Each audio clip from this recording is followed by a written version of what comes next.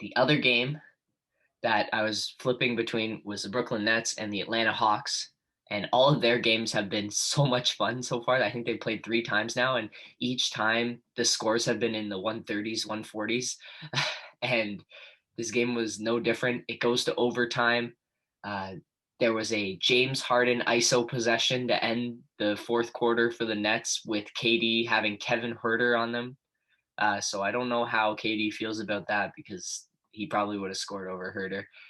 But Harden was playing hero ball and Kyrie was also on the court. So just a little interesting dynamic there at the end.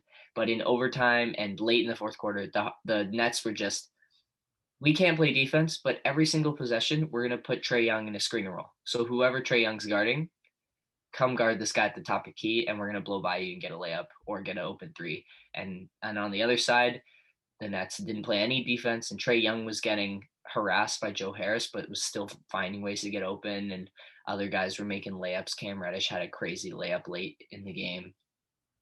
It was fun, but in the end, the Nets just had a little bit more firepower and were able to come up with enough stops to get the win. And they need to do something because they it's hard to win by out shooting people every night. And if you go cold, then and you can't stop anyone, then you're gonna lose in a playoff series. And there was a little bit of rumoring that the Cleveland Cavaliers were looking to buy out Andre Drummond, which would make him available. And obviously, his first choice would be go to Brooklyn, and that would be a really interesting fit.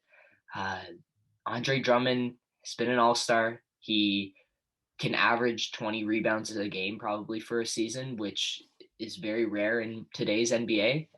He, I think, has become underrated because he's so overpaid, and people think that he is just kind of a bum, but he's really not. If he's engaged, he can play solid defense. He's a huge body and hard to move. He rebounds at an incredible rate. Uh, and he's never had this kind of talent surrounding him. He's had kind of a Blake Griffin, Reggie Jackson, Derrick Rose off the bench. Detroit was in and out in terms of what they had surrounding him, but he's never had stars like this to play off of.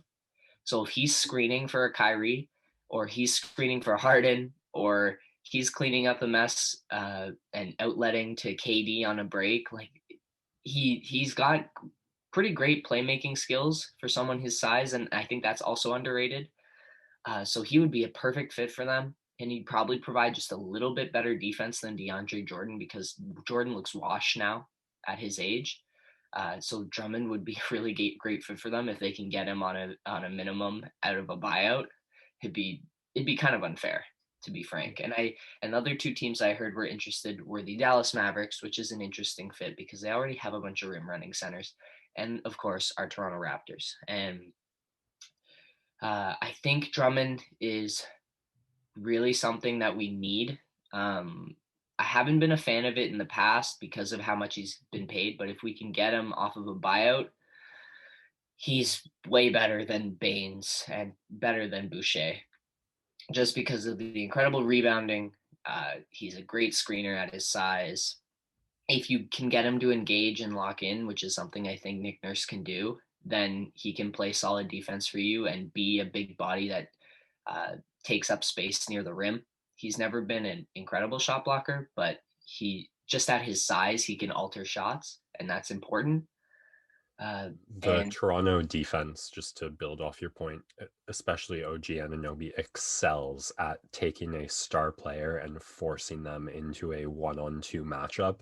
So I can see Nick Nurse like designing some beautiful systems and plays where you have Drummond defending the rim, and I don't care if it's a Giannis, if it's a Donovan Mitchell, whatever like ball handling 2 to 4 player is trying to drive, OG just steering them right into Drummond, and all he has to do is be big and scary. exactly. And that's what they did so well with a guy like Marc Gasol, who didn't really ever jump, but all he did was stand there with his hands up. And because he's so big, guys can't jump over him anyways. And the Raptors are going to need that because they have the, I think, 8th or 10th hardest strength of schedule remaining in the season. So they kind of got their easy schedule out of the way and are 7-11, and now they've got a bunch of teams still to play, like a Utah, like a Los Angeles Lakers, like Philly, Milwaukee a couple more times. So they've got a lot of tough games ahead of them, and they'll need to throw out some wacky defensive schemes to get some wins in the regular season. I just the way the Nets are going, though, the fact that they did get Harden in the end, if Drummond gets bought out, which I don't know how likely, but I just I guess like seems like 60-70% chance because Yes. like you said, it seems on paper so effective, might just be unfair. Mhm. It's fun to talk about for sure.